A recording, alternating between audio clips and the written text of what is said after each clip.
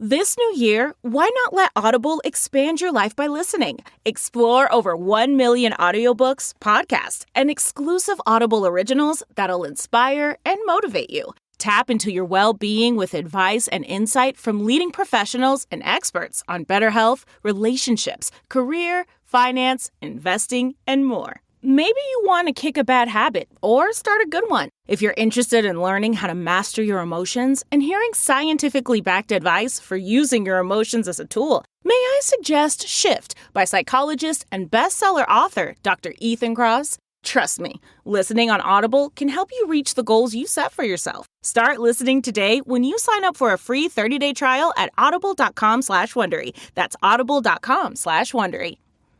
So I've decided I'm going to try something new. Right. So Commish says he listens to music while he records the podcast. Mm-hmm. So I thought, like, well, what's the closest thing to like music my ears can hear? Like, just the best, like, most satisfying sound. So I'm gonna try to listen to Kevin Harlan calling a basketball game while we record the podcast. Makes sense. It's a 20-point game, and like he can sell every basket. He's incredible. I like how you kind of implied that you can't hear music. I'm just not a big music person, you know. Mm-hmm. Like, I get infinitely more hype listening to Kevin Harlan than I do listening to like the most hype music, you know. Okay. Of course, there is the trade-off where, in addition to, listening to him, then I also have to be listening to the GEICO commercial with the pig, Mm-hmm. which they decided to bring out of their vault for some reason. Yeah, it's back. Like, Obnoxiously Pitt Boyfriend wandered in while I was watching March Madness on, I think, Friday, and was like, wow, this ad is really old. They're still playing it. Yeah, buddy. It's old enough. It's in standard definition. Mm-hmm. And it's not a holiday ad. It's not like the Hershey Kiss ad that comes back every year, and I'm like, my heart. Yeah, or like the M&M's ad. Mm-hmm. They do exist. Someone also mentioned the Cadbury ad around Easter. I love the Cadbury ad. As a youth, I had bunnies. I had like the Cadbury bunnies, and you squeeze them and they would make chicken noises. I didn't realize that they did. Okay. Yeah. The Cadbury bunnies lay eggs and they make chicken noises. I am a huge fan of Cadbury Minis. That is my go-to Easter chocolate, even milk chocolate, which I don't really like. They are very good for milk chocolate. I will say, as Cadbury eggs go, I think the caramel ones are better than the cream eggs because the cream is too sweet. I would probably agree with you there. But then again, I also like Peeps, which are nothing but pure sugar. So I don't dislike Peeps. My like Peep hot take that I'm sure is going to get me flamed among our listeners is that I like them when they've gotten a little bit crunchy on the outside. Oh, like, gross. I feel like that's a common thing. Technically, they're stale when that happens, but like then you've got the like crunchy outside of the Peep. Yeah, that's the common sentiment among my friends. So basically, when you open the Peep pack, there's the cellophane over the whole thing, and there's like a pack of 4, right? Mm-hmm. Like the first one it's fresh, right? You're supposed to get it fresh, but then when you get to the third or fourth one, if you don't eat them all in one sitting, they've been sitting out for like a little bit, and they get like a little bit of the crunch on the outside of them. Okay, that's what you like. All right. Yes. I mean, I don't have any like flaming hot food opinions on stuff like that. That's just like, hey, who doesn't like a crunchy marshmallow every now and then when you eat a s'more, right? Mm-hmm. So yeah. S'morified Peeps is something that I think about often and never actually execute. Let's do the graham cracker. We'll take the Cadbury egg, and then we'll take the Peep, and then there you go. Easter s'mores. Just thinking about flambeing Peeps. I might actually like intentionally bring Peeps on the next family vacation and test this theory. Okay. I'll report back in July. I had the Dr. Pepper Peeps this year. Okay. They, they did taste like Dr. Pepper. Dr. Peeper. They should have Pieper. called it that. I agree. Dr. Pieper. Didn't they make a Peeps Pepsi at some point? Yes. Peepsy. Peepsy. Yes. You want Coke or Peepsy? You want Coke? Is Peepsy okay?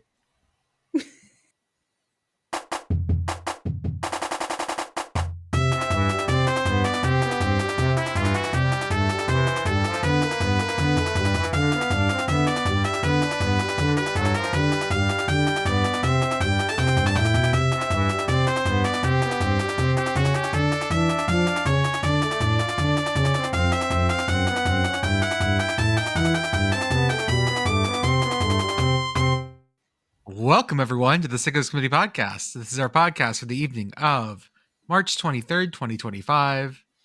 We have lots to talk about tonight, so let's get into it. As always, I am Jordan. With me tonight, I have Commish, Pitt Girl, Beth, special guest, correspondent Andrew, and Arthur on the ones and twos. Andrew, how are you? I'm doing okay. I've been for the past God knows how many years I've been playing broomball, which if you're not familiar with that, it's hockey without skates. I'm a goalie, and I have been worse than Swiss cheese like this past month, so that's a little disappointing. But outside of that, I'm doing good. Hey, girl, how are you? It's Sunday. Happy Sunday? No. Yeah, it feels weird. I have nothing of any particular note to report out. But yeah, it's Sunday. It's March Madness. I guess. Happy Sunday. Madness. No, but we can't No, it doesn't do work out. Happy Sunday. I don't like it. No, it doesn't work out. Too It many doesn't Sunday work. scaries for a happy Sunday. Yeah. Yeah, Yes. no. Like we can do Happy Tuesday because we're going into to Wednesday and like we're getting somewhere. But Sunday's just Sunday. Commish, how are you, sir? Oh, good. Had a fun weekend. I took my near 8-year-old son to play mini golf at one of San Antonio's like really old golf courses, like the mini golf courses. Love It was like built in like 1949. Dang. In like 1959, there's like 2 courses, and the course is like incredibly like vintage and retro. It's really cool. There's one course is just basically like the normal course. Then there's another one that's just entirely trick shots. So I took the kiddo to there's like water and stuff, and I'm like, okay, let's just do the normal course. Let's do the normal. It's the first time here, and he's only played mini golf one other time. And on the second hole, there's the choose your, hole to go into, and and then it goes down the tube, and if you get the right hole, it goes in, and it's a hole in one. So my kiddo on the second hole in one already, and I'm like, this bastard. And I was like, I cannot let him beat me at mini golf. And so we're going along, and he's still doing pretty good, but every now and then he'll rush a shot, and then we get the hole number 13. This bastard hits another hole in one. Like, this dude is beautiful. Get him on the tour. Get him on the tour. I did. The funny thing is, like, he elevated my game. I was like, I cannot let my son beat me at mini golf. The dad instinct started to kick in. I'm like, I can't let him do this. The par for the course was 53. I shot a 51. I have never been minus at mini golf in like a long time, but I feel like the kiddo hitting those 2 hole-in-ones, helped me win by 14 shots, even though I did not get a hole-in-one. I made one of the shots in the tube that was supposed to give you the hole-in-one, but the ball got stuck in the tube. So they had to come out with like a blower, and they put the blower in the tube, and the girl, like the girl that's working there, like, I guess used the blower a little bit too strong. The ball went flying. And she was like, if it goes in there, it should be a hole-in-one. And so my kid started rules lawyering me. You don't know that it's going to be a hole-in-one.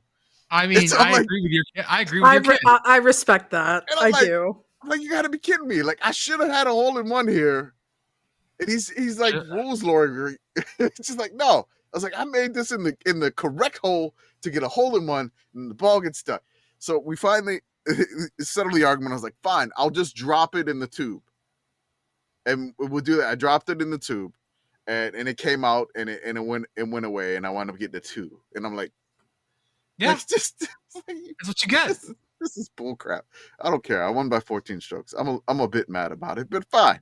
You've asserted your dominance adequately. I think it's okay. I mean, he was like, let's do another round. Let's do the trick shot round. And I was like, there's no way we're doing the trick shot round because one hole on the trick shot thing has like a fence and you have to actually chip the ball. Nope. Not at all. I was like, no way we're doing that. Not happening. But it's an awesome place. It's off of like Fredericksburg Road. It's not in like the best part of town, but it's on like an old strip of San Antonio. Kind of like vintage 50s-esque signs and stuff like that, which is pretty cool. But it was fun. We'll go back and maybe one day I'll let them do the crazy chip against the fence whatsoever if you hit it too hard. Beth is also here. I'm not going to make her introduce herself yet because she's still eating dinner because she just got done with rehearsal. So she will jump in whenever she is done digesting. Yeah, Beth is nodding and is enjoying sheets tacos, which we heartily endorse here at the Sickos Committee podcast. I do want to take this moment also to introduce the secret 7th member of the podcast for tonight. Andy's dog, PB, has joined us. Hi, PB. You are very cute. He knows it. Are they called tacos? They're tacos with a Z. Tacos. Okay. Mm-hmm. That sounds like a Zaxby's thing. Do you know how you can tell a difference if you're saying S or Z? If you touch your throat, because one is voiced and the other is not. The Z vibrates your throat and the S doesn't. Or that would make it was in speech therapy. Andrew, you're here tonight to answer for crimes. I didn't realize this was a tribunal. Yeah, we have summoned you to the tribunal. In fact, yes, you are now sitting in judgment for your crimes. Andrew, on the Sickos Committee account, in full view of God and everyone else, made a recipe. No, recipe is a strong word. You made a thing. No, it's a recipe. Church lady recipes count. Before we get into the provenance of this recipe, I need to read the recipe first. And then I'm going to read, listener, what the recipe is for. I'm not going to give you the title. Here are the ingredients. 9 slices of bread, 4 cups cut up chicken, 1/4 cup melted butter, 1/2 cup salad dressing. Pitt Girl, do you know what salad dressing means here? No. This Miracle means Whip. Miracle Whip. What the fuck? No. No. Whenever you see salad dressing in a recipe like this, Pitt Girl, the answer is Miracle Whip. That's what they want. Right to jail, right away. Wow. 4 eggs beaten, 1 cup of milk, 1 cup chicken broth, salt to taste, 9 slices of Velveeta cheese, 2 cans of cream of celery soup, and something called buttered breadcrumbs. Now, reader, listener, this recipe was made by Alma E. Stutzman, Mary Schalbach, and Mrs. Junior A. Yoder.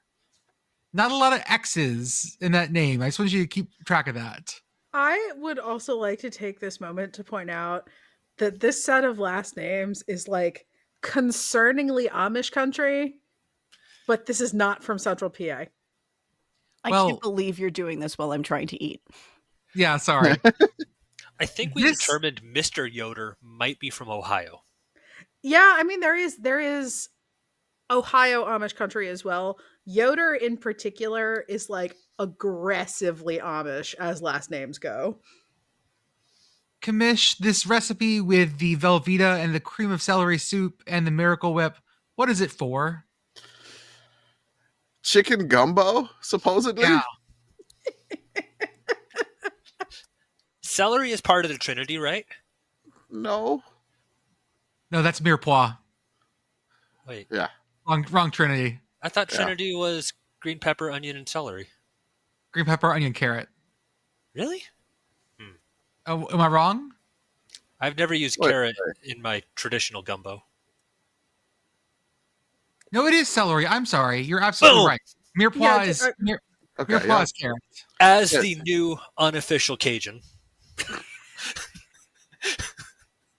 I look. As the I'm unofficial kinda- Cajun. I'm completely like thrown for a loop and taken aback. I forgot the Holy Trinity, so that's great. We're gonna have to I'm like summon friend of the show Z Rao just to be like completely we're gonna get horrified by lectured. this entire line of conversation. yeah. So He'll be What really happened- excited when he finds out you can scale this recipe up for tailgates. totally. What happened I'll be is that spreadsheet. somebody posted this, and then our core correspondent decided to tag me in this, Mhm. and then I tagged basically you said, and not Zero because I would like to attend the tailgate. yes. So you tagged me in this, and my reply was, you tagged me in this, now you have to make it. And that's all the encouragement I need. That's So- right. May I inquire as to the provenance of this recipe? Where did you find this? I believe it was user TW Esquire shared it on Blue Sky. Okay. I would like to do, and perhaps I shall do some additional research as to the geographic origin of this.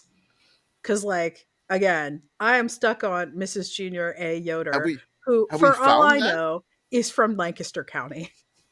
Have we found it? Like, do we know No. where this recipe, what book it came from?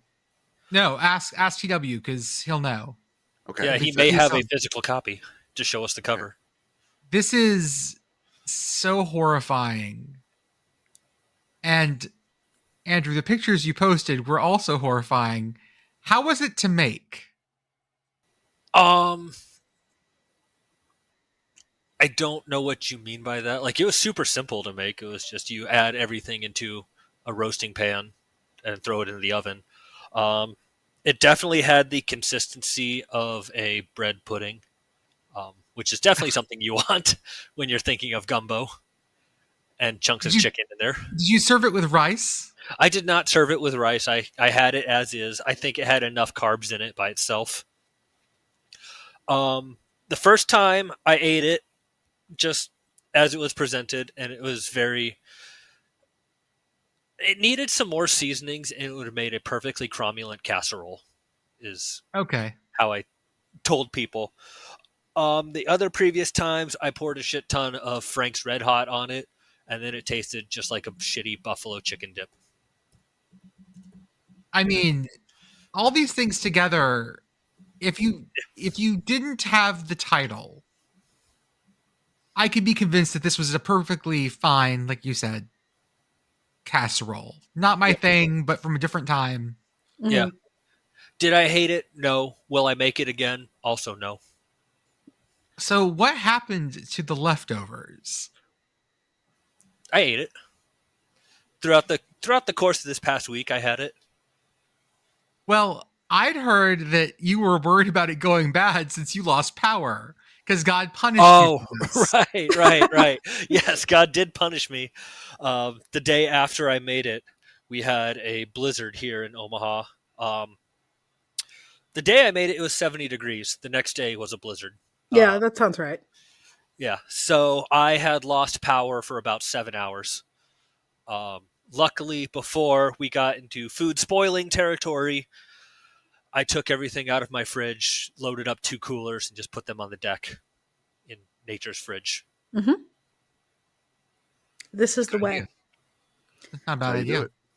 I would like to report back, gentle listener. I have done some hasty Googling, and searching Mrs. Junior A. Yoder results in a Threads thread about this recipe. Ooh. An elementary school teacher from not very far from where I live, who I believe is not the correct person, and the obituary of Andrew A. Junior Yoder, who just passed away in January, may he rest in peace, who, based off of the description here, I believe may be the Mr. Junior Yoder in question. Yes. They're from Ohio. Yeah. That makes sense. Okay, so this is an Ohio crime. Mm-hmm. Yeah, Mm-hmm. I was looking at the same thing, and the obituary was what city in Ohio? I'm not going to try and pronounce that. Oh, what does it start with? Listener, it is spelled GNADNHUTTEN. Nadenhutton? Nadhutton? Yeah, no, I got nothing. Nadden Hutton. You got Nadhutton. Yeah, I got nothing with a GN. Get nothing. Nadden Hutton is a village in Ohio. It is located on the Tuscarawas River in Tuscarawas County. The population was 1,240 at the end of the 2020.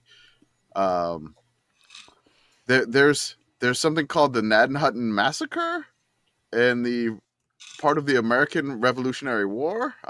Founded by Moravian Christians. Yep, all of this tracks. Okay. Is it on 77? It feels like it should be if it's not. It's on 36. Okay. So let me see what else is around there. It's like 416. Let's see what the nearest Ohio town that I actually recognize. Good Lord. Steubenville, maybe? I mean, there's New Comerstown. I've never heard of that. This. New Philadelphia. Surely we do not need a second one. Oh yeah, that's like There- right off 77. Okay. There are several of those. Oh, in it's fact. okay. So it's off of Yes, 77, but it is. like a good ways. Yes, South of Canton, but north of 70. yes. Yep. We have a moderately large Moravian population here in Texas, or they were once here too. Mhm. Also, Moravia If it flag wasn't and for the Moravia Moravians, crest. we wouldn't have the Methodist Church, which maybe upgrade, maybe downgrade, depends on how you feel. One of my favorite things is the Moravian crest and coat of arms dropped out in the chat. How we liking that? Check in the chat. Ooh. Ooh, nice. What if Germany had Maryland? Yes, it's And Angry Croatia. Bird, but Croatia checkers. Yeah. Maryland chicken. German Maryland chicken is what we have here. Would you like the pizza? German Maryland chicken sounds like a recipe in this cookbook. Oh, God. I'll make it. I so badly now want to start going through my collection to figure out what's the worst gumbo recipe I can find. Oh, no. Beth, no. I know you have No. something more horrifying than this. Oh yeah. Send There it are to going to me. be Honestly, so I many feel horrifying things in there. I feel like the Philadelphia cream cheese cookbook from 1940 is going to be a great place to start. Oh, Do you think that these three women ever had chicken gumbo before they wrote this recipe? No. no. Nope. No, So I what think what were they going for here? I don't think these women have ever ingested garlic. To be clear. it's sinful. I wonder if they just had the recipe and somebody else gave it a title.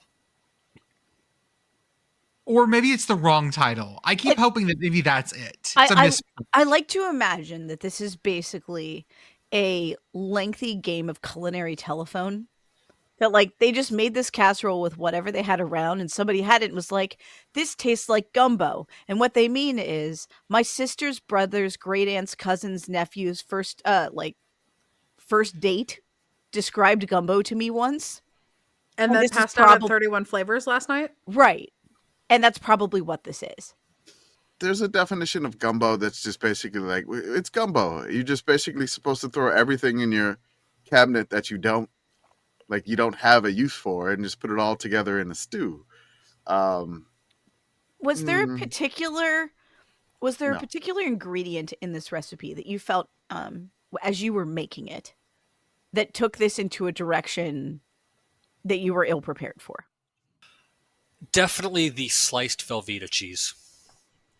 I was like, you couldn't even use real cheese. Mm-hmm. Now, I understand maybe they wanted the meltiness of it, Mm-hmm.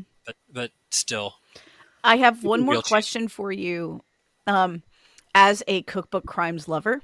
Mhm. And that is, I mean, when I think of gumbo, I think of something that is at least sea adjacent. How many cans of tuna fish should be added to this recipe?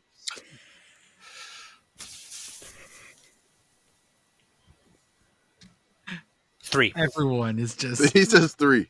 He There we says go, three. three. Right there. The look on Commish's face. Well, you Is- could make. I mean, you could make are this, you gonna like, it drained or you just throwing the juices in there? No, too? you need the extra Okay. flavor. That's seasoning. Okay. No. all right. No. I was I going was- to say drain it. Yeah, you could make a Lent version of this where you substitute the chicken and you use vegetable broth and you put tuna in it instead. I mean, in that case, no. Chicken broth is totally safe. Like, I don't even. It's not. wasn't It's even, not, but everybody uses it. Was it even like a soupy texture, or was it just like stuffing that you would make? It was the consistency of bread pudding. Did this? Yeah. Okay. How close to scalloped potatoes was it? Mushier. Like if you overcooked the scalloped potatoes so they were just mush, then maybe. Okay. So you definitely want the tuna juice to make this wetter. This needs to be a wetter dish, is what I'm hearing. A nice moist gumbo. Okay. I mean, most gumbo is moist. Anyway, Did it solidify whenever you kept it in the fridge? Oh, absolutely. So this turned into like gumbo loaf? Mm-hmm. Gumbo casserole. Even if you called this gumbo casserole, I feel like that would still not work. I'm having flashbacks to when we were talking about this, when we watched the Skyline chili training video. Yeah. And yeah, a juicy chicken gumbo. A juicy gumbo way. Now in my It's head, in Ohio. I'm putting this into a canoe. It'd be better in a pirogue. Spread that canoe, open it up real wide. You could just call it a pirogue. Then you dip the mustard stick in there. Speaking of the Bay Sox, Well, Yeah, Hell yeah, Bowie. let's talk about the Oyster Catchers. the Where are they from Bowie. originally? Bay Sox. It is Bowie. it is Bowie. Bowie, Yes. Maryland. Bowie, Maryland. They play the Chesapeake Bay curve Sox. frequently. Yes. And they decided that they were going to do one of those couple game renames. Yes. And they renamed themselves the Oyster Catchers, Mm-hmm. which is a kind of bird. Mm-hmm. And And it they also use- makes sense. They're on the Chesapeake Bay. There are people who do this. Like, Yes. Mm-hmm. yeah. Makes sense. But It matches the theme. their main logo, or the logo that they put up and then took down, And then put back up. Mhm. is a baseball glove holding an oyster where the baseball is the pearl. Yes. And it's slightly blurred out. Well, it's because it's shiny. It's a pearl. Yeah. It's because it's hard to find. That's a reason. Because, listener, the internet looked at this and went, well, that's a vulva. And everyone... On account of it is. The whole world went, yeah, that definitely is. This is why you need women in sports, my friends. The Chesapeake, Georgia O'Keeffes. Oh, I want to surround the thing with flowers so badly. Yeah, yeah. I mean, like we got this. We've got the Texas uterus. Like there are so many things. It'll be But great to play on a you summer need season. One you woman. need one woman. Oh, no, Wait, that's is- CI. We can't do that. Wait, can we say that this logo is women's representation in sports? Does this make you all feel more empowered? Women in sports. I Uh-huh. mean, I'm not like. I am considering purchasing merch. Like, you know, it's fine. Well, It's for here's cause. so here's is it's like for a good cause because in celebration of Women's History Month, 10% of all Oyster Catchers merch will help fund cervical cancer advocacy and education.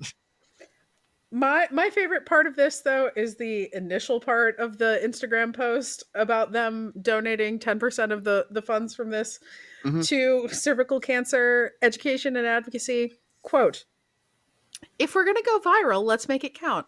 Some of you saw an oyster. Others saw something unexpected in our alternate identity Oyster Catchers patch. We won't unsee it either." Yep. While we're on the subject, get your HPV vaccines. Please, please, please, please, please. Your health is important. Get a shot. Don't get cancer. The baseball This oyster broke Blue Sky. Mhm. you couldn't post anything. You couldn't post any links. You couldn't post any images. Like as soon as this hit, There were people in the church choir I used to direct posting it to Facebook. this broke Blue Sky. like within 45 minutes of this image showing up, and then like everybody just going to town on this image. Phrasing, Commish. Phrasing. Well, I mean, did you? I didn't want to say what a post is on Blue Sky on this image. I was trying to. Of all the horny replies we got on Blue Sky, my favorite one was just simply, "I should call her." What's it called? It was a lot of those. I thought Andy's joke about this was good. Oh, What was it? What was your joke, Andrew? I actually got quoted in some online newsletter too about it. I just said 25% of men still couldn't find it. Yeah, that's a good one. There was a lot of Seinfeld references to the girl that Jerry could not remember her name, and her name rhymed with a female body part, and her name was Dolores Mulva. Yes, Mulva's the one I remember. There was a which he didn't get it until it was too late, and but it was. I like the biglead.com quoted me. I like the regular old, like, their bird logo is great. Mm-hmm. Yes. But I'm glad that they realized what it was and brought it back. Lean into it. Their like standard logo is actually also very good. It's like an angry blue. It's a blue crab with angry eyebrows holding the Maryland flag. No, it's amazing. It's amazing, and I love it. Yeah. Let's see. The Curve are playing the Bay Sox next on April 4th, and I want to know what I need to do to get the Curve to brand as the pizzas and the Bay Sox to brand as the Oyster Catchers. Please, please, please. Oh, the Bay Sox also evidently sometimes pretend to be the pit beef. Ooh. Yeah. What's pit beef? Hat. Oh, pit beef. You don't know pit beef? No, I mean, pit beef is like aggressively Baltimore, so it does not surprise me that they do not know this. It is a sandwich. It's not barbecue, but sort of barbecue adjacent. Like, you don't put sauce on it, but it is a roasted beef. It's good. It's sort of like the best way I can describe it is as a dipless French dip. Mm-hmm. Kind of that sort of a thing, and there's onions on it too, if I recall correctly. I haven't had a pit beef in a bit. Could we get that's about right. Do the Oyster Catchers play the spicy meatballs by any chance? Ooh, Are they in the same league? I feel like that would burn. Mamma mia. We need to talk about the Barkley Marathons. But what happened? No one finished. In fact, only one person completed the fun run, which is 3 laps in time. Yeah. Laz was pissed off. Too many people finished last year. Like, apparently he wasn't even the one that mostly set up the course this year either. Oh. It was one of his assistants. So it was very brutal, apparently. One of my ultra marathoner friends was there tonight. We were talking about it. So any other insights? That we were arguing about how much weather had to do with this, just because they thought the weather was particularly awful. But I mean, it wasn't surprising. We all thought that Laz was gonna go a little bit nuts with it, and they did. One of the things about this run is that because this run is not point to point, because it's just sort of a circle, they don't typically have to go out and rescue your ass if you get super sleepy or you fall over. Right. But evidently they did have to evac some people this time. So the supposition in that community was like, they may think twice about some choices next time. So yeah, because that the whole point was that like you make it back to the campsite yourself. Right. Yeah. And so, okay. This is the guy that finished the fun run was John Kelly, who has finished the race before. Yes. And is probably, I don't remember if he's the most finished person or I think there's one other guy, but this is insane that it was that difficult. People liked the course. The runners said that they enjoyed the course. It was just fiendishly hard. And there's just like, there's some types of people out there that I will never be. Yeah. And I enjoy the thing that is causing people to literally have to go get fished out of a thicket in Tennessee. That is a type of person I will never be. I am an inside pet where the weather is always awesome. Hello, Podcat. It's the alternate podcat. Hello, Oh. alternate Podcat. Listener, I just need you to know we can see Podcat tail and nothing else. That's how she prefers it. Other baseball news. FAMU's Head coach. head coach, Yeah. he's moonlighting as a softball umpire. Yeah. Yeah, why Cool. not? Good for him. Yeah. James Colsey the third was named the umpire, and this was posted by No Context College Softball, and I was like, what? And so basically James Colsey was umpiring a softball game between Mississippi State and Auburn in the offseason. And just the home plate umpire for an SEC softball game, which is, I mean, I feel like that's a pretty cool thing to do, like umpire a softball game.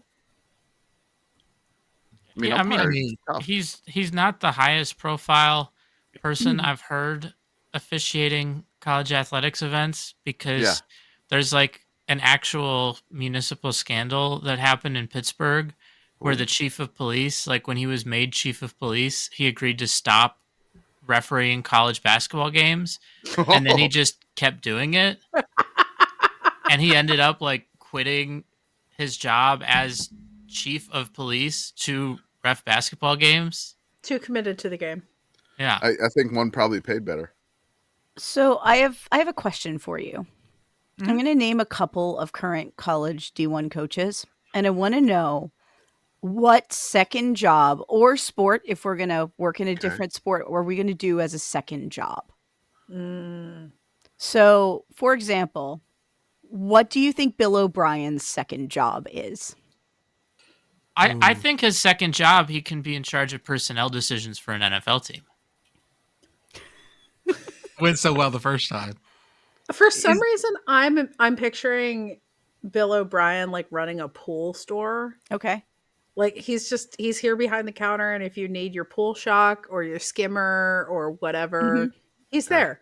Bill O'Brien is there for you and all of your like de-greenifying your pool needs. Do you think you just call it like Land O Pools? I worked at a pool place in Monroe called Land O Pools. So how about Jeff Munkin? What's he doing? well, we met him in person. Yes. Okay. I can't imagine Jeff Munkin being anything else but a football coach. It's very difficult because he reeks of coach. Military surplus. No. Yeah. He's the course ranger at a country club that just rides in the cart, and just basically it's not a high paying job. He just does it on the side. But he's just like, hey, your group is playing a little bit slow. Would you mind letting these folks behind you play through?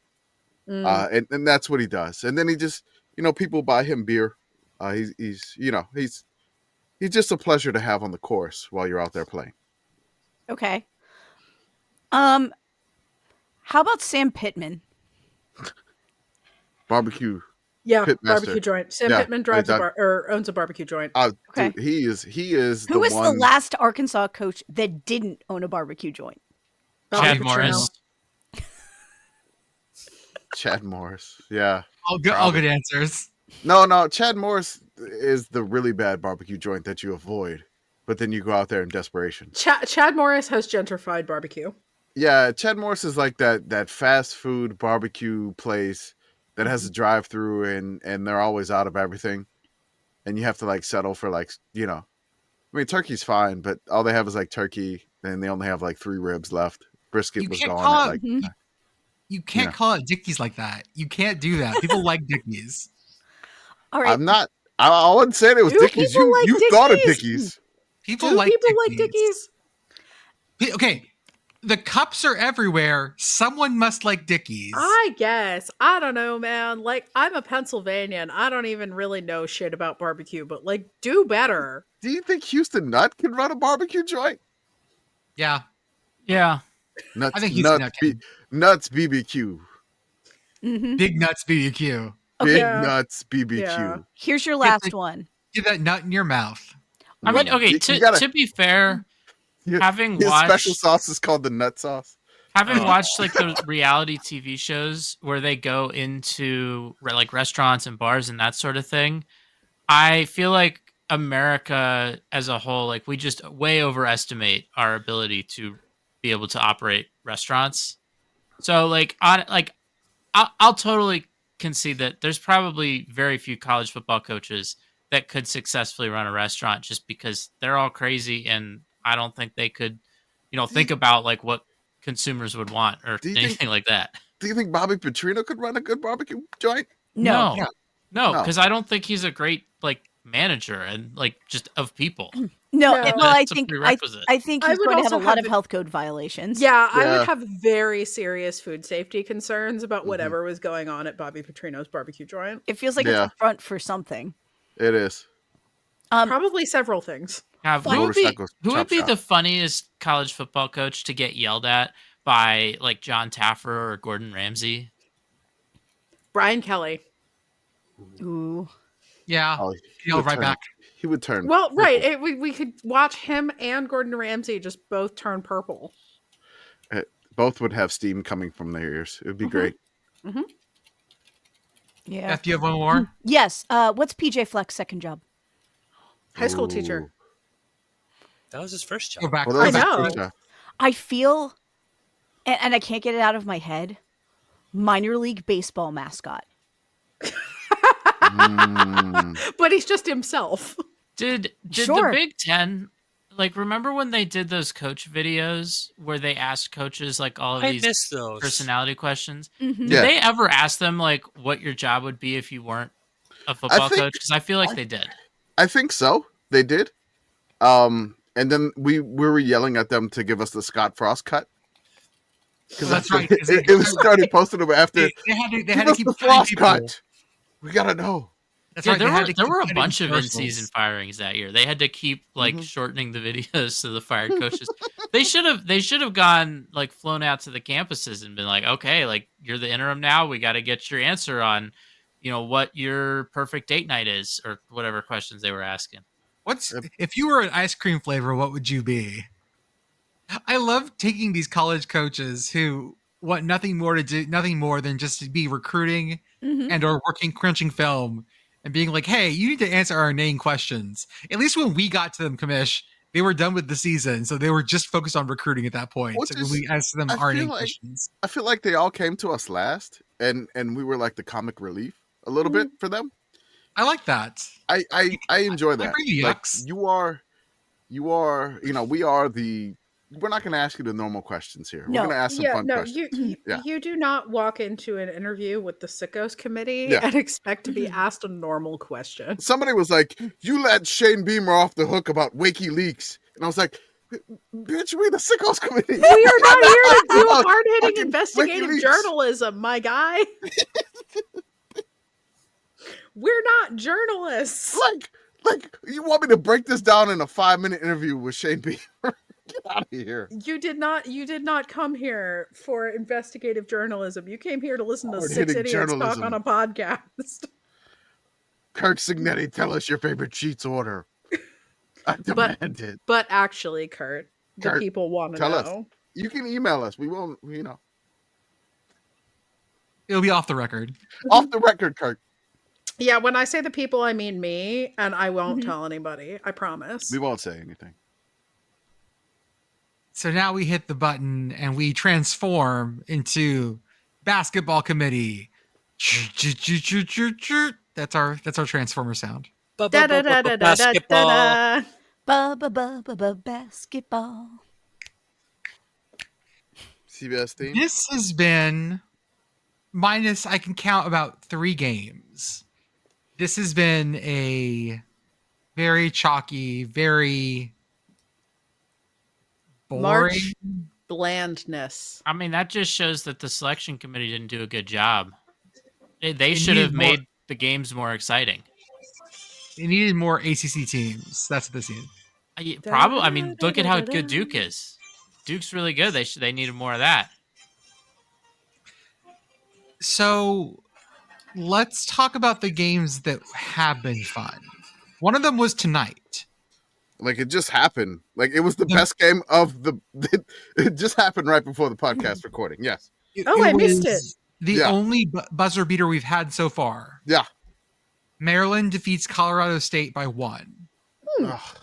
After Colorado State was in the driver's seat for a lot of the game.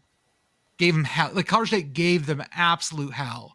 And sunk a 3 with like 5 seconds left. 3.6 seconds, 3.7 seconds left to take the lead by 1. And Maryland got the ball and they throw it into Mr. Queen. And he takes it in. Bank was open on Sunday and it banks in for the win. Colorado State fans get mad. There was an uncalled travel. Sure. I can't do it. So Derek Queen, DQ, open on Sunday. It was a great game. Like, normally Maryland loses on a heartbreaking buzzer beater. Have lost on several heartbreaking buzzer beaters this year. March Madness, mini this year. And I mean, they did just lose one in like the Big Ten conference semis. So, man, they've had like a half-court shot hit against them or like a three-quarter. Yeah, so like Maryland has been snake bitten for a while. I am so bummed for Colorado State. It's, oh man. But it's kind of just like for Maryland, it's like finally something goes their way on a buzzer beater this year. So it's just kind of, it just sucks because you wanted finally to have like a mid-major in the Sweet 16, and unless the Lobos pull it out on Michigan State here, that's ongoing as we record. It's a 3-point game as I see right now. Mm-hmm. Yeah, we're not going to have any mid-major teams in the Sweet 16. Well, man, you're a little bit ahead of me. Okay, it is now a 3-point game. It was briefly. ESPN was telling me it was tied. It's not now. Yeah, ESPN is lying. Commish must be ahead of me and the ESPN app. Oh, I could be behind. Oh yeah, it's a 3-point game now. Yeah. Mm-hmm. Well, no, because I just saw Michigan State hit a 3, so that's okay. why I'm assuming you had already seen that. This just means that we are out of lower seeds. 11 seeds or lower. Mm-hmm. This is the first NCAA tournament since 2007 with no team seeded 11th or lower in the Sweet 16. Yeah, because now it's a 5-point game. Oh. Yeah, girl? Point of order. So first NCAA tournament since 2007 with no low-seeded teams. Perhaps the 2007 NCAA men's basketball tournament donated all of its chaos to the football season that followed. So we'll take that. So we can take it. Okay. I'll take this. All right. I mean, there was a point in the season where it says, hey, no, we can't. He's back. No. Oh. I was waiting for Beth to react. Shit. Wait. Oh my God, ULM plays Alabama this year. Oh shit. Time is a flat circle. Mm-hmm.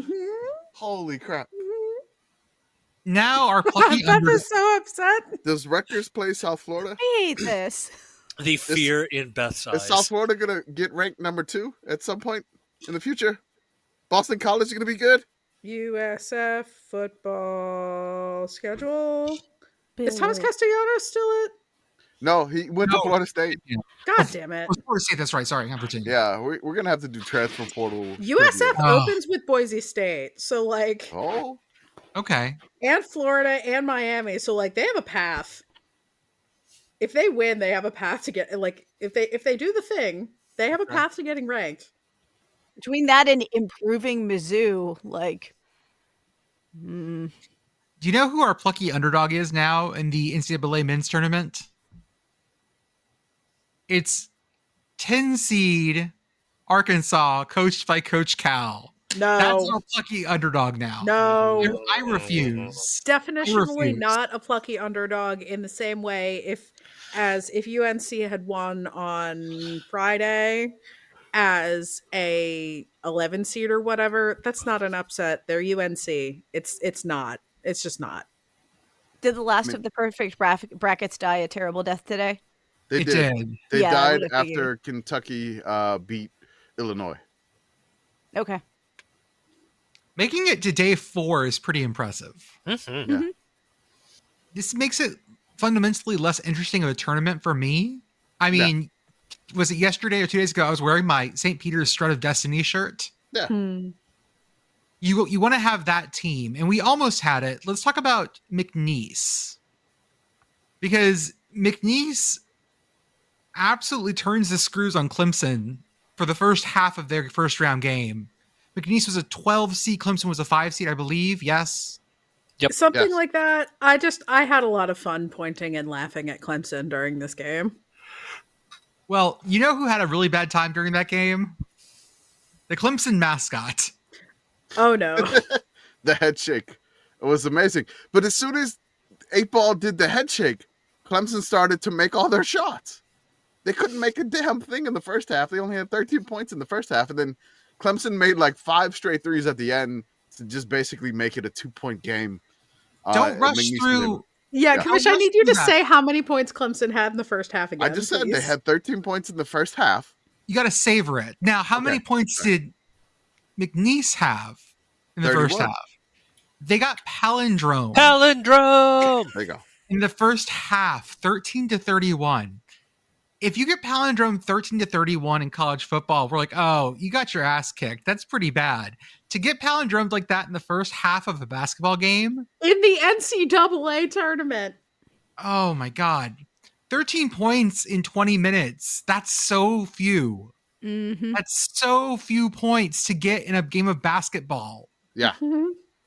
And then by the end, you're right. Fucking couldn't miss. Clemson was hitting threes that they couldn't hit the broadside of a barn earlier in that game. I just like the vibe of a game where a basketball team, where it feels like midway through the game they went like, oh shit, we're supposed to be playing a basketball game right now. Mm-hmm. Oh, ball go in hoop. Huh. No one say ball go in hoop. Now ball go in hoop, things get better. Mm-hmm. I like to imagine it was one specific thing that a fan yelled. Like they just it's probably a fan in the stands been like, you know, like make the shots, and they were like, oh right, sorry, it was that one fan. You did it. I like if the fan yelled something actually moderately helpful though. So it was like, oh, I'm supposed to stand with my feet flat on the floor. Huh. I never realized that. Or yeah. Imagine Shoulder a width fan. apart. Oh man. Imagine a fan in the stands telling the other kicker in that one movie to like try kicking it the other way. So we had a moment that was kind of like that this week in the show that I was playing. I was playing Little Shop of Horrors, which is a musical from the early 80s. It's not recent. I should not have to spoiler tag this musical. It's been around for a very long time. I didn't realize it was that old. Yeah, like 82. And so when the plant, which is operated as a puppet with a person inside of it, actually moves midway through the first half and talks, some girl like three rows next to me, because I'm in the pit playing, just goes, wait, what? We had like, I'm not kidding, like a 3-minute break while the cast is crying, laughing. We're all laughing in the pit. Like, it's just like the most incredulous thing in the world. This man-sized puppet up there was suddenly operated. It's like, feed me, Seymour. Wait, what? I thought it was just scenery. It was incredible. God bless you, whoever you are. Oh, it's so good. Every comic book is somebody's first, Beth. It's true. It's true. But because McNeese was in the consciousness for a while, we got lots of Aura King. Well, Amir Khan, can we talk aka about McNeese's mascot first, the cowboy? Yeah, buddy. You talk what you want to. Yeah, the McNeese cowboy. Somebody pointed out the McNeese cowboy mascot. Kind of looked like the I Think You Should Leave prank show sketch. A little bit. Yeah, a little bit. I agree. A little bit there. Yeah. And so He's people got too kept much just shit on him. it's like I Well, don't why are his eyes like that? It I has don't- a little bit of the face melt going. Yeah. I'm dropping some other versions of that mascot, and they all look Yeah. that way. Yeah, like this is a mascot that badly needs Visine. Yeah, Mhm. it does.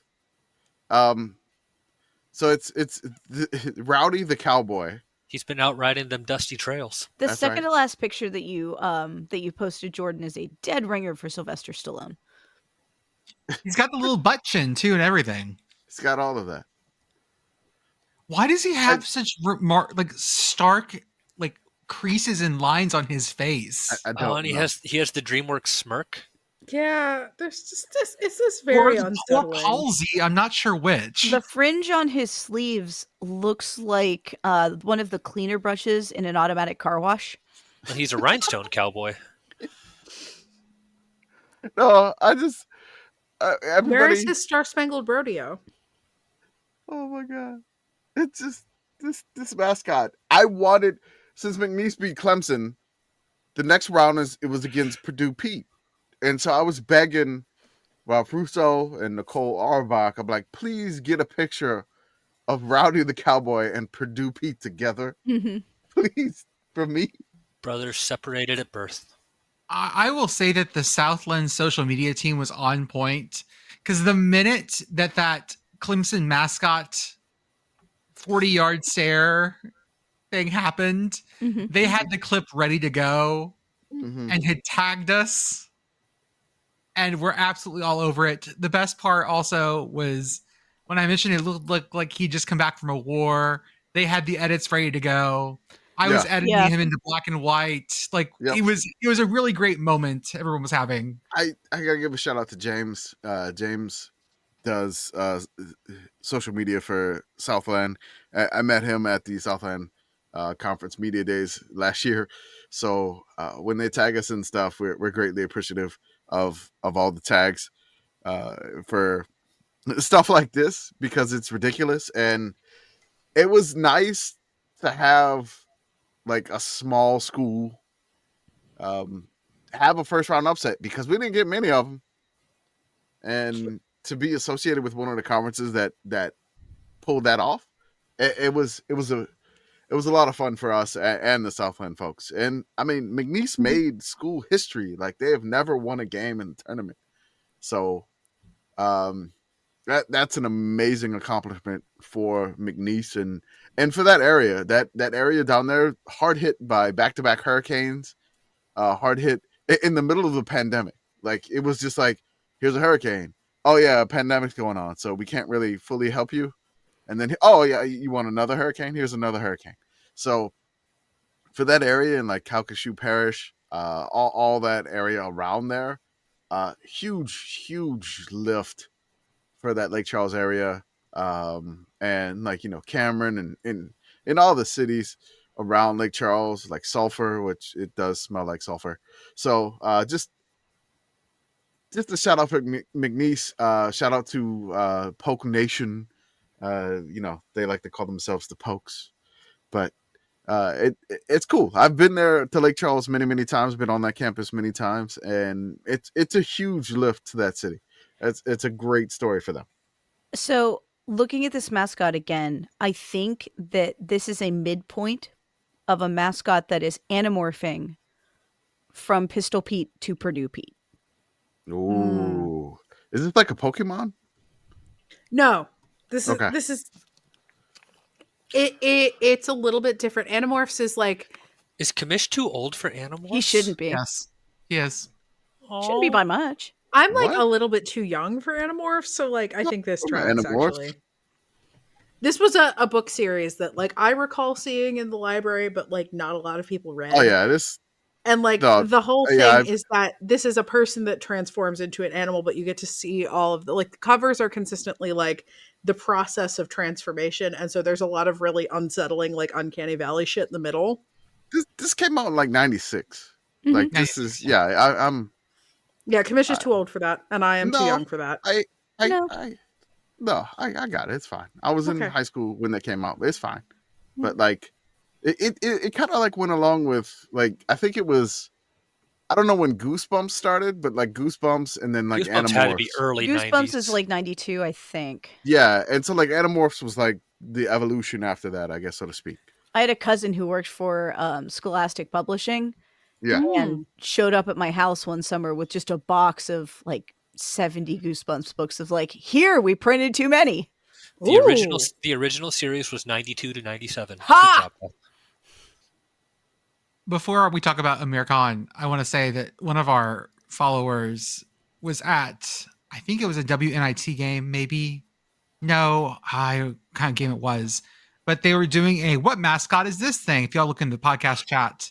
Mm-hmm. And they were pixelating mascots. Mm-hmm. It's Pikachu! It's Clefairy! Fuck! I like It's pixelated Clefairy Oski wearing lots. Pikachu's face. I made another pixelated Oski. I think I'm going to start pixelating mascots. Pixelated Ooh. Oski is like very unsettling. It is. The low resness of it all really does make it feel sketchier for some Like reason. he's staring even more deeply into my soul somehow. That's just begging for pixelated Purdue Pete now.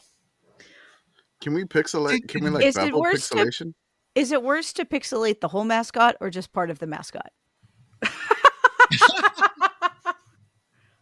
Just part, I think. Okay. Right. Commish, I would like to propose if we can bevel a pixelation, I would like to propose now that we call it bevelation. Bevelation, okay. Jesus. From the book of Bevelations. Unless, are we going to start calling all of our followers Bevel Nation? Bevel Nation. Shout out to Bevel Nation. Followers, Bevel Nation out there, if you want to help support Bevel us Nation. more, give it That's to our right. Patreon for $5 a month. Get access to our Discord. Get access to our special podcasts, including our drought yeah. series, which we're going to wrap up and drop later on this week with part 4. Yeah. Mhm. This is our series about Northwestern's 3-4 game losing streak, and Commish already has other future drought series ready to go. I Some have, ideas. I've started research on another one. Just there's so many more losing streaks that I want to go over. And the funny thing about these, it's not just like, hey, these guys suck. Like there's a reason these things happen. There are underlying issues, and it's fun to get to the bottom of them, because some of the times it's just like, hey man, they didn't have any people to clean up the field, or like, hey, like they didn't even have a strength and conditioning trainer, or they didn't even have an injury rehab doctor, like stuff like that is something like, what? Like how does that happen? Things like that. It's just like, oh wow, and then like finally the light goes on, and then basically they get back to normalcy, so to speak, and stop being really awful, which is nice. Yeah. So what I have learned from participating in 2 episodes of the Drought series so far is that the opening line of Anna Karenina also applies to college football teams. Every winning team is alike. Every losing team loses in its own way.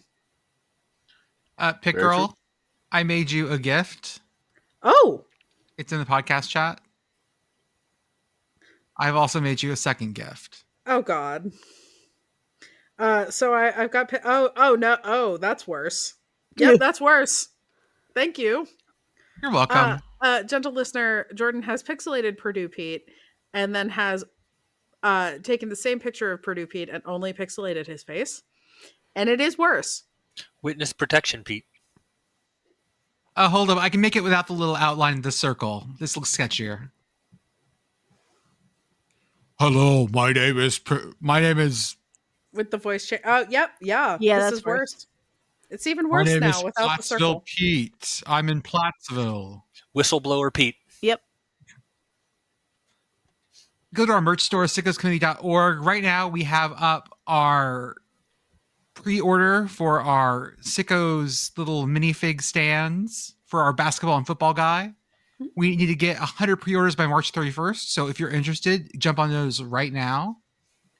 They're very good. I am looking at my Sickos guy from the last round of pre-orders right now. He's very good, and he's holding up a little friendship bracelet from Tubby that Jordan sent me after he met Tubby.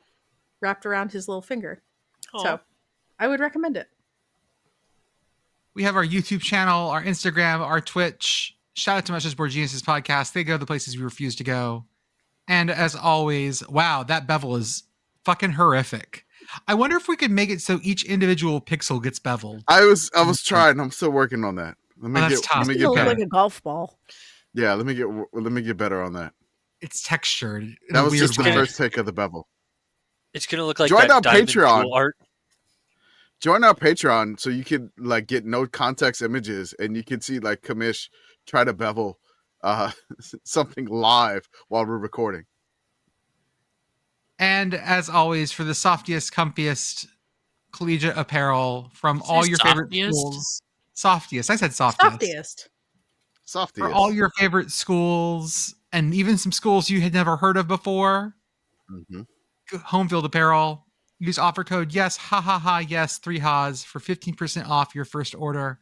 I am wearing under my hoodie, I am wearing my Pitt shirt. Hey! Very proud of that. Hail to Pitt indeed. You know what's like I got a slippery weird rock. reminder? Get the rock. I got like- the rock going. Oh, the gooey Oh, ducks. we got Evergreen State. Yeah. Woo. And then I saw the Dayton Flyers. Mm-hmm. Shout out. Arthur, what were you Yeah. saying? So Got like, School of Mines you underneath. know how like Oh. if you don't go out much, right, and then like you do go out for like one thing, Mhm. you like kind of forget how many people will come up and ask you about your home field apparel. You Yeah. know, it's like I went shopping today, and I was like, you know, like I actually like went into a store, and I was like, oh yeah, like I forgot if I wear this out to a store, like people will just come up to me in the store and ask me about it. Sorry, my brain just tipped off. I was lost in my windows. My bad. Oh, well, I am lost in. I have posted my bookshelf featuring Sicko's guy wearing his Tubby friendship bracelet. And now Beth has posted her bookshelf. It's my puzzle shelf, but yes. Yes. I see that. So many. That's about a third of them, I want to say. Oh. I have a lot of puzzles. Damn, I should get a bookshelf. They're useful. You can put many things on them, not only books. I just have all my books sitting out right now, just loose. Just raw dogging your books. Yeah, like I got Stacks this of one books right everywhere. here. It's like a mystery, but it's fan fiction for Obama and Joe Biden. What? It's real. It's a pretty easy read, if you're wondering.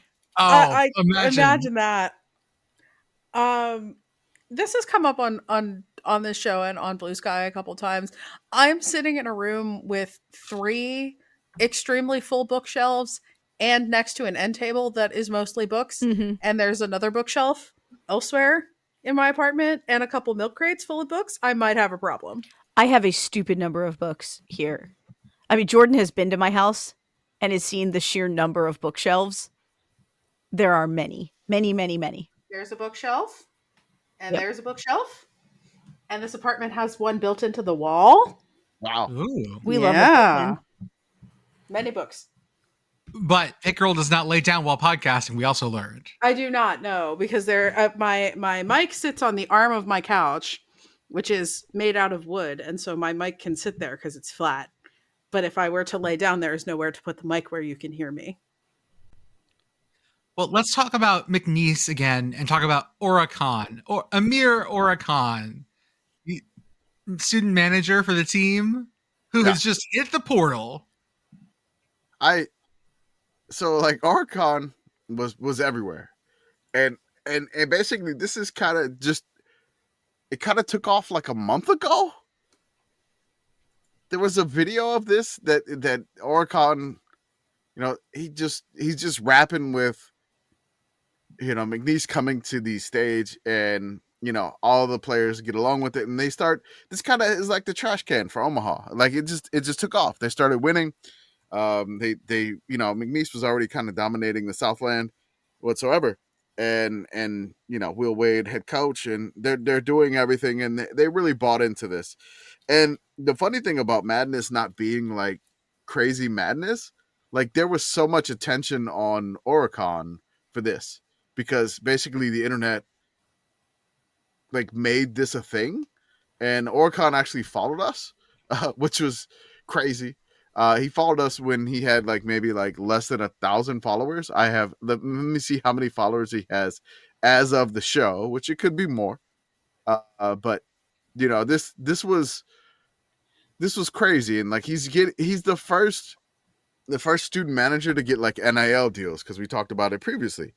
So he's up to over 12,000 followers, like within a weekend of this, which is incredible. He's got NIL deals. His boombox has changed to like a Buffalo Wild Wings boombox. I'm getting Snapchat ads for Rock'em socks with Amir Khan on the socks where they had the McNeese cheerleaders wearing the sock. This was like the one thing I saw was because I was like at home working on something with the game on in the background, and I look up and it's the McNeese cheerleaders wearing socks with Oricon's face on them. King. Yeah. And so, I mean, you know, the Oricon, it's like, I looked at the website and it was like Rock'em Socks. It had like Star Wars collection, Amir Khan, NBA, Travis Hunter. Those are the same. Yeah, all the same. Totally. Everything's like the same there. And when they played Purdue and they wound up losing to Purdue, like he had like an Under Armour suit that matches the McNeese yellow, like track suit, not a normal suit, track suit. And then on the back it just said Aura. And he's right next to Spike Lee, and Spike Lee's has the red Yankees hat and the St. John's like bomber jacket on. So, I mean, that's crazy. Will Wade, the coach of McNeese, gets hired by NC State, and then we get an on-3 graphic that just says Aura, and NC State, basically, like Aura King or Amir Khan is going to NC State with Will Wade to be a GA, a graduate assistant, because Will Wade started as a graduate assistant too, and so Amir Khan wants to be a coach, and so basically Will Wade is taking him with him to Raleigh. So the Aura is going to Raleigh or Raleigh. And you bought a pair of socks, didn't you? Raleigh, huh? You bought a pair of the socks, didn't you? So I did buy a pair of the socks. Thank you, patrons. I believe that's what the money is for. That is what the money is for. Okay. So I did buy a pair of the socks. James from the Southland Conference, I told him I bought a pair of the socks. He was like, send us a picture when you get these. I'm like, don't worry, I'll tag you in them on Instagram. Did James just say post feet? Commish feet.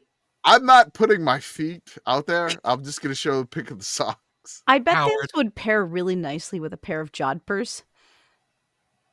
Mm-hmm. Mm-hmm. Mm-hmm. Yeah. I mean, this is incredible. Like it got to the point. I'm glad McNeese.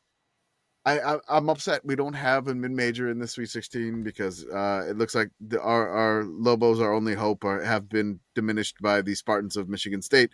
Yeah, they're gone. Unfortunately, sorry, Lobos. Lobo Louie was DMing us during the game. He's like, I'm gonna post it anyway. He has a meme. So I mean, whatever. But I feel it's good because if it would have made it another weekend, I think people would start to have a backlash against this gentleman. Mm-hmm. Just the right amount of time. Because there was a point like, man, like March Madness is like people were starting to make comments like March Madness is so boring. It's like March Madness, whatever. You know, like March Sanity. Yeah, March Sanity. March Midness. March Midness. That's right. Well, no, the March mid-majors are Blandness. Yeah. March Snooze Fest. Sure, whatever. But no, it's just basically all the mid-majors. March not very good basketball. Well, no, the good teams are winning, so. March not very sickosness. March Blandness. There we go. Somebody said that had it right. Yeah, there you go. You win. Somebody said it. But Somebody Commish, you said it louder And you said it more confidently. That's right. And That's he how said you it, win. and he said it in man voice. That's and how so you that win on the makes it internet now, valid, folks. yes. That's right. I'm not gonna credit you, Pitt Girl. Nobody heard that. If I ever course do that to you, Pitt Girl, you have full right to just punch me the next time you see me. No, Oh, I wouldn't punch you. I would just remind you that you are not as tall as I picture you. Oh, that's so painful. I'm gonna get one of those radical bone breaking and stretching surgeries because you've messed with my sense of self. Again, this will make sense when you meet a obnoxiously pit boyfriend. It will, I promise. No, I know exactly what you mean. Yeah. Okay, what else happened? I just in want to give March a shout out Madness? to our Sicko CBB correspondent Grish. He nailed the Drake over Mizzou pick. He said that Drake was going to beat Mizzou, and that was his stone cold lock of the tourney. And- exactly. I don't have a lock, so you and can they did. Rolling. Drake did it. Drake did it in one of the most interesting ways. They won 67-57. They used 8 players in its win over Missouri in the tourney, and all 8 were in their first season with the Drake Bulldogs. They're the first team ever to win an NCAA tourney game using only players in their first year enrolled at the school. So, people are like, oh, NIL and the portal is bad. I'm like, Drake scored a first-round upset over a power conference team by using the portal and the NIL rule. Yeah, so what? They didn't make the Sweet 16. They were an 11 seed. They're not supposed to make the Sweet 16. But, again, shout out to the Drake Bulldogs. Say Drake, complimentary.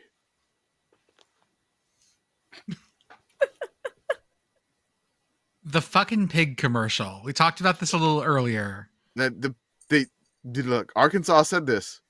The pig will continue until morale improves. I just can't. My kid has started mocking like not mocking, like pretending to be the commercial. Your kid is going, wee! No, it's real fucking annoying. Yeah, no, it's awful. The only thing that sucks is when I have my kid watch, he has a mini hoop. Mm-hmm. So I turn on the March Madness, and like my near 8-year-old kiddo is just like constantly like shooting, just the ball is flying everywhere. It's just he's trying to imitate what he sees on the TV. So I don't know if I'd rather the wee from the commercial, or because the rebounding and the effect of him hitting the rim are so loud. I don't know if I'd prefer the wee from this commercial more. You know what I think about when I see this commercial? What do you think about Arthur? Just because of how old it is, mm-hmm. I'm just wondering, like, where are these people today? Because like when you see a commercial that's fairly contemporaneous, you're just like, okay, like those are some actors and that's that. Like, there's a kid in the commercial in the back seat. Like, do you think he's in college at this point? That's the same thing that happened with they showed the kids who were the kids on How I Met Your Mother. Oh my god! They keep cutting back in flashback too. The problem is they cut back in flashback to them for like 10 years. So by the time the show was over, they were no longer kids. They were, past college. That was a really long bedtime story. Okay, so about how the story that their dad told them about how he banged his way through New York City. Yes. So Google says that this ad came out in 2010. Yeah. How old do we think the kids in that ad are? I mean, like, I have no idea about child ages. The only thing I know about child development is how tall they can be for certain roller coasters at Kennywood. I'm gonna assume they were about 8 to 10 years old in that commercial. Yeah, that's what I figure. Yes. Okay, so 2010 was 15 years ago. Yeah. Which means that the kid in that ad is like a whole ass adult. Mm-hmm. 25 years old, 23 to 25 years old. Mm-hmm. Yeah, totally. Congrats on the car insurance. Yeah, he started getting that paycheck again. So now he's like, booze money. He's getting royalties to buy Malort. Gentle listener, I am. Malort teas. Please. Do you think people that age drink Malort? No. Yes. After being in that Uh, commercial and having to do that many, many times. Yes. Now, gentle listener, I need you to know that GEICOinsurance.fandom.com exists. Okay, Fandom. yeah. Oh, of course, it's a wiki. There's a Geico wiki. Yes, there's a page about Is the Maxwell the pig. caveman is the caveman on there? Oh, 100% the I'm caveman. sure. I'm sure. Because the caveman, I just want to remind people, because I like reminding people of this. Yes. The caveman got his own TV show. Yep. The GEICO Caveman. Yeah, there was a 6-episode. It was on ABC, right? Something like that. It was a 6-episode show, I think. The Geico Caveman show. Yeah, well, because I think some of the episodes didn't end up airing because they canceled it first. But Yeah, it didn't last. It was 2007. Again, we're going back to 2007. For God's sakes. Everything is pointing back at 2007. Alabama, you're going down, baby. Caveman TV series. It had 1 season, number of episodes, 13 episodes. Ugh. They didn't even get that mid-season. They make it? No, someone else did. The caveman's name is Cusco? No, only 6 of the 13 episodes ever aired. So they made 13. They never Yeah. got them all off. Release the caveman cut. There's got to be a DVD. Geico Caveman. I don't think show. they sold DVDs of this. There has to be We a server we did. can hack. It's hard. Apparently, it's hard to find though. This thing had to be in like the $4 Walmart bin. This is what the money is for. Mhm. If you're good at like finding, illicit streams of things online, you could probably find the hidden Geico Caveman TV show episodes. Hang on, I'm going to eBay. Geico Caveman.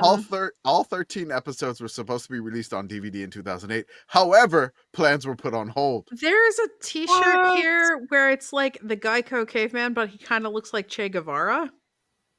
I like that vibe. Okay, there was also a writer's strike that year too, so this show probably would have Yes. had some legs otherwise. So let me just say you like what the directors of this show, The Caveman. I'm just gonna say what they also directed. Works by Will Speck and Josh Gordon. 2007 was Blades of Glory. They worked on that with Great movie. Yes. Then The Switch, which was with I Jason have one of Bateman those. and Jennifer Aniston. There was something called The Power Inside. I have no idea. There was something called The Office Christmas Party. Oh, that's more recent. Yeah, that was 2016. Something called Lyle Crocodile. No.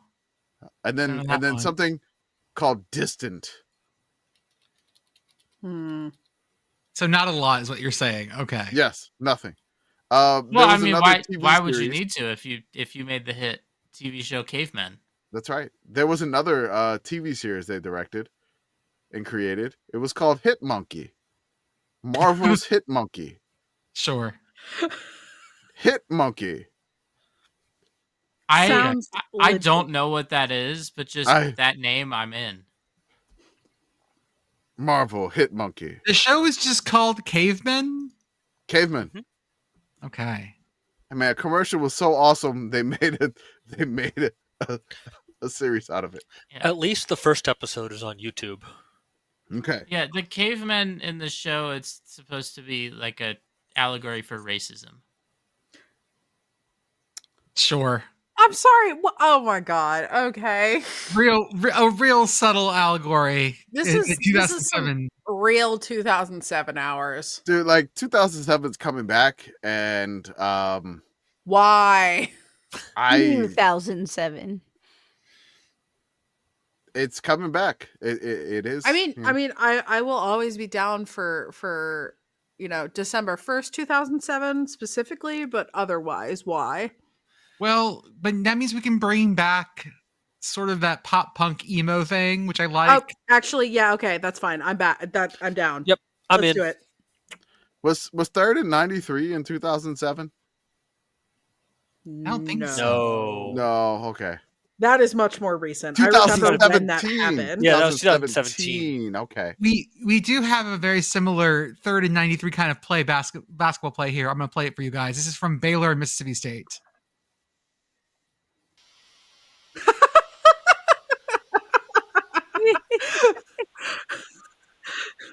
So, gentle listener, we have a Baylor player. This is Baylor, Mississippi State, the men's tournament on. I think this happened on Friday. We've got a Baylor player just like hustling down the court, running up, jumps, attempts a slam dunk, it bounces off the rim and ricochets like literally all the way back across the court, basically.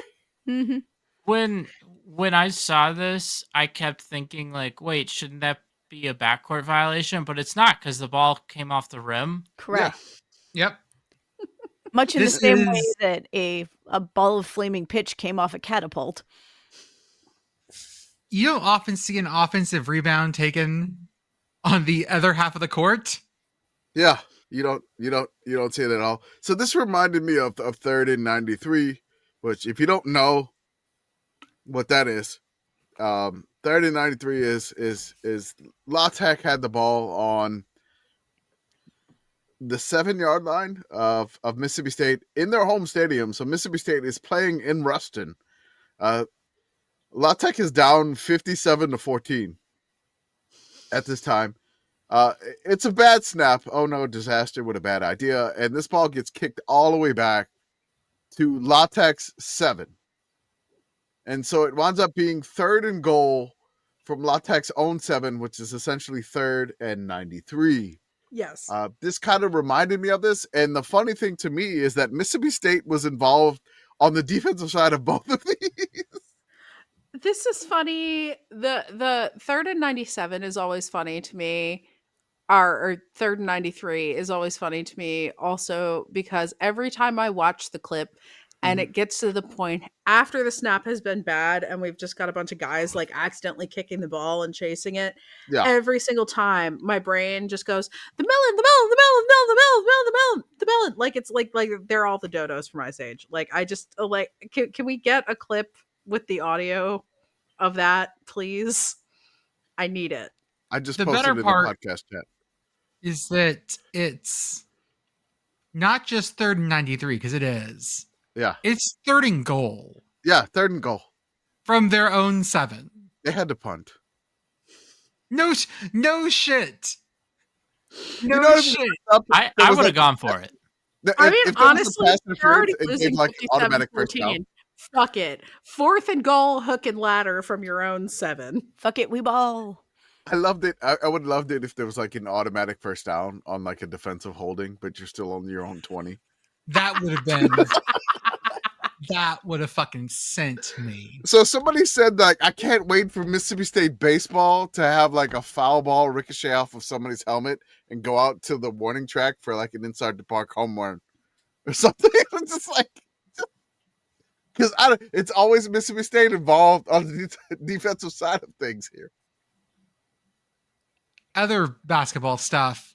Duke is the only ACC team in the round of 32. Now the Sweet 16, but yes. Sweet 16. Yeah, it's fine. Whatever, it's fine. The Yeah. ACC is just. For the first time since the NCAA started allowing multiple teams from the same conference into the NCAA tournament in 1975, A mistake. the ACC will have one or fewer teams in the round of 32. So this is like record-setting bad ACC. Mm-hmm.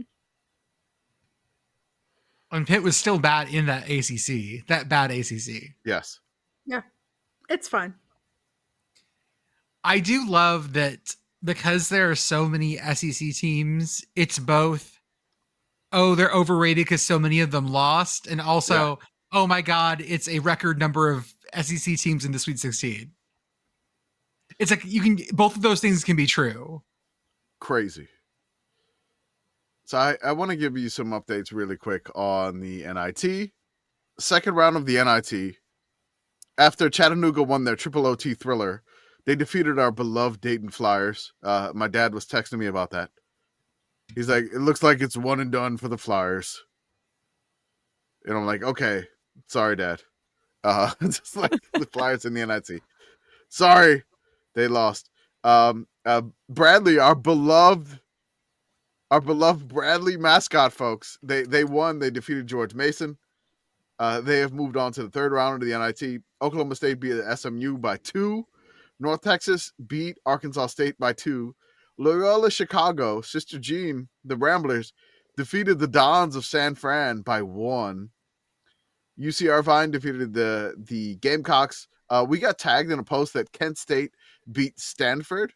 So the action is moving on by 2. And UAB just defeated Santa Clara. So we are on to the third round of the NIT action. It's crazy going on. Chattanooga and Bradley will play each other on Wednesday. The Purple Mattress CBI updates. Our beloved Incarnate Word, the Word, defeat the Manhattan Jaspers in Daytona Beach, 92-85.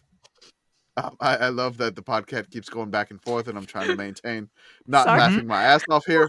Well, it's like, listener, I need you to know that we, as with the other podcast earlier, we can only see the podcat's tail, but podcat is very, very close to the camera, and so it's just like, here is a large fuzzy blur. Yes, it is. It's just it's like a giant windshield wiper on but it's a cattail on Beth's screen. He's helping. The Army defeats Elon with a big comeback in the second half. Inshallah.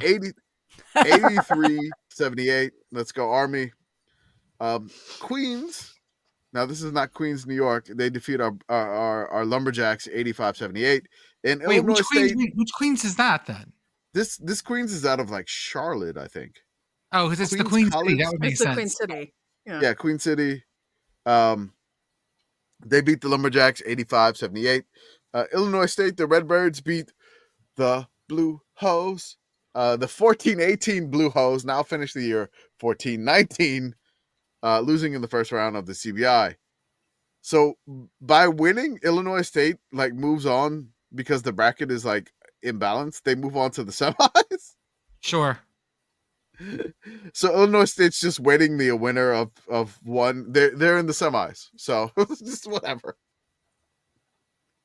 Where is the 2025 CIT? When's the College Insider postseason tournament happening? I don't think so. You know, it's funny. Like, when is the Crown happening? Because there's all this basketball. Next weekend, I think. The Yeah. 31st. No, next weekend. Like It's in April? What? yeah, like it's like the first week of April. No. Yeah. Not, I think it starts right. March Monday. 31st. Yeah. Yeah, okay. Monday the 31st. What? So another week. Yeah. So basically, Selection Sunday was the 16th. They wait 2 weeks before they even play a game? Yes. That's exactly the model. Because Were they allowed to practice this entire time? Yes, probably they were. I don't know NCAA rules for that. I I don't either. mean, I assume that because like I feel like the tournament teams that are in the NCAA tournament can keep. I don't know. I don't really think it matters. I do think it's kind of funny that again that they're just like, you know, when people are like, oh, I want more college basketball, you know, is after we've played almost all of the NCAA tournament. They're like, now I haven't had enough. Now I want Utah versus Butler. It has kind of the same energy, but like not the same energy as, you know how sometimes like the Birmingham Bowl would be like January 5th for no reason? Yeah. Yes. Yeah. It was the Bahamas Bowl this year. It was like January, like Well, and the Duke's like Mayo was third or after fourth. New Year's this year too. Yeah. Yeah, but this would be like playing a bowl game like 2 weeks into January, the same weekend as like the Rose Bowl. semifinals. Oh, yeah. Yeah. The Cotton Bowl. I have a list of teams that declined bids to the college basketball crown, according to Wikipedia. Indiana, Iowa, Kansas State, Northwestern, Ohio State, Penn State, Rutgers, TCU, and West Virginia. Penn State basketball declining a postseason invite is just very funny to me. Stop, College Basketball Crown. I clicked on your website and it's auto playing videos. I can't hear anything else. I can't even turn it off. How's your Does it Weather Channel music treating you, Commish?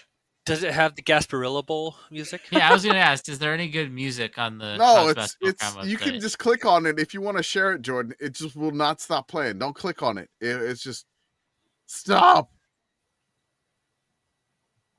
Mine doesn't play on mine. Really? You have Yeah. autoplay off? I'm choosing to bet. believe until proven otherwise that the sound for this is Gasolina. It wasn't. I wish it assume was. it's Desiccated Koala or whatever that thing was Commish was listening to. Was it Desiccated Koala? Distinguished Koala. Distinguished Koala. Those are two very different words. Decisive Koala is who Decisive. It was. Yeah, I like have it Desiccated saved. Koala better. Destructive koala. Desiccated jerky. Koala sounds like a shitty metal band. Hello, we're Desiccated Koala, and this is our Warped Tour show. I feel like none of these, especially like the college basketball crown or tournaments on that level, like they can't afford to actually license music. That's why they got to have like the royalty free, whatever music you can just find online. Mm-hmm. I mean, the college basketball crown has real sponsors and some real juice, apparently. I think they got the Fox money. Yeah. And that's why they have big names like not Penn State playing there. I would like to read the quote about the Penn bracket, State. and then I got this. I'd like to quote Penn State about why they're not going to be any postseason things. This is a quote. Penn State basketball has removed itself from postseason consideration and will turn its full attention and focus into building for the 2025-2026 season. Sure, Jan. We all know the Bryce Jordan Center is only there for Thon, but you do you. It's amazing how you just never hear about Penn State basketball. Yeah, it's because they suck. Do you want to watch Colorado play Villanova with Villanova had their head coach fired? There's not a lot about this that I like. What about DePaul versus Cincinnati? Oh God, that's what Vegas wants. That's a classic Big East matchup right there. Oh, for sure. Assuming Nebraska were to beat Arizona State, does this Consider count it. as their first postseason win? Because they've never won a tournament game. I thought they won an NIT game. Oh, they might have. I don't know. They may have. Nebraska ball history. Oh, good. Thank you, Wikipedia, for an area that's called Quality of Participating Teams Compared to the NIT. Oh. Technically, the top 16 teams of the NIT are better. If you take all 32 teams, they're not. So Nebraska ball, they won the third place game in the NIT in 1987. They beat Arkansas Little Rock. They won the NIT in 1996. That's Nebraska ball NIT champions. So, I mean, the Huskers may have won the national championship in that, but Nebraska ball won the NIT. So who's to say who was the better team? And their last win in the NIT was 2019. They have never won an NCAA tournament game, though. Gotcha. Yeah. Where's the CBI being held? Daytona Beach, baby. Daytona? Okay. Yeah. Purple mattress. And they all just chill there, right? Yeah, they're all in Daytona Beach. Yes. Okay. Well, the semis are tomorrow. The quarterfinals are tomorrow for that. Yes. More CBI. And then, of course, Texas does another, if you can't beat them, hire them. Because Sean Miller is leaving Xavier and will be the next head coach at Texas. For the second time, he's leaving Xavier. Last time he went to Arizona, right? Yes. And he was at Arizona for a long time. And he sweat a good bit. Now he's going to sweat again in Austin. And then UVA has hired Ryan Odom, best known for being the coach of the Maryland, Baltimore County team? UMBC. Yes. UMBC that beat number one UVA. Go Retrievers. The first 16 seed. The first 16 seed to beat a 1 seed. He went to a couple of different schools after that. And then he wound up back at Virginia. So If you can't beat them, hire them. I'm just glad that I'm not going to have to personally suffer through another round of, Sean Miller's from Pittsburgh discourse. I That's think cool. Pitt could hire him away. Get the Texas money. Coach Cal, he visits Moon Township every now and then. Plucky underdog, Coach Cal. Plucky underdog. Coach Cal. I'm Arkansas. so tired. I'm so tired. Plucky underdog, 2-time national champion, Arkansas. Just waiting for his opportunity. Here's who was. Pitt should hire. Pitt should hire West Virginia's head coach. Who? Does I'll West figure it out Virginia have a later. head coach? TBD. There was a clickbaity article that has been trying to tell me for the last 5 hours that they've narrowed it down to 2 candidates, and I refuse to click on it. Is either of them Joe Mazzulla? That's what our friends at Message Board Geniuses say. It's funny. They are that- not. I guarantee he's not picking up his phone for anything from the 304 area code right now. Here's the thing about Joe Mazzulla. Any other coach, I would agree with you. Joe Mazzulla might be weird enough to do it. He might be. I feel like you can't predict with 100% anything about that man. I like Let's talk it. about something a little more. Go ahead. Oh, I just like that they're at this point in the offseason that Iowa basketball and West Virginia basketball are essentially fighting over the same potential 2 head coaches. Mm-hmm. Seems I love fine this. and normal. Yeah. It's great. Oh, flight tracker alert as of 2 days ago. Oh god. There's a flight from Wichita to Morgantown. You know what that means. Ted Lasso. Joke's on you. Right. West Virginia's trying to steal away the head of Wichita State's choral department. Here's some more positive news. Okay. The Marshall Islands, the last UN member without a national football team, have locked in their first games. Yes. And they're going to be in Springfield, Arkansas. Do you know why Springfield, Arkansas? Springdale, Arkansas. Springdale, Arkansas. Do you know why Springdale, Arkansas? No, Jordan, tell us why. They have I read the the show notes. largest overseas Marshallese community. I did not know this. I You know also why? did not know this. Gentle listener, if you are in Springdale, Arkansas, or are Marshallese, why Arkansas? Like, out of all of the places you could move I know why. after being from a tropical island, I know why too. Arkansas? Say it, I know why Commish. too. Say it, Commish. Tyson Chicken. Yeah, Ah. Mm. chicken plants there. Okay. Yeah. Okay. That'll do it.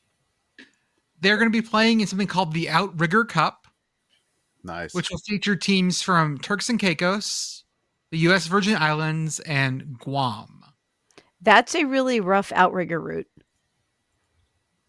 Considering you have to go through the Panama Canal, yes, Mhm. or around the Cape of Magellan. This I mean, is you could be gelling like Magellan.